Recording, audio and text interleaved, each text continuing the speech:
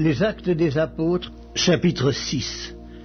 En ce temps-là, le nombre des disciples augmentant, les hellénistes murmurèrent contre les Hébreux parce que leurs veuves étaient négligées dans la distribution qui se faisait chaque jour.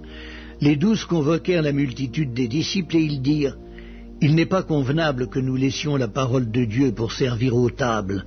C'est pourquoi, frères, choisissez parmi vous 7 hommes de qui l'on rende un bon témoignage, qui soit plein d'Esprit Saint, de sagesse, et que nous chargerons de cet emploi. Et nous continuerons à nous appliquer à la prière et au ministère de la parole. » Cette proposition plut à toute l'assemblée.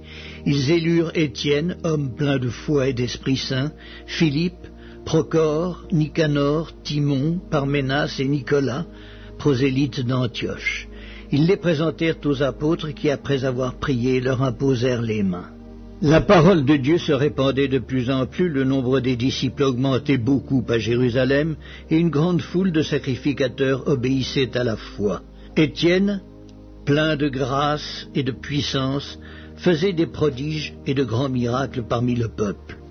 Quelques membres de la synagogue, dite des affranchis, de celle des Cyrénéens et de celle des Alexandrins, avec des Juifs de Cilicie et d'Asie, se mirent à discuter avec lui.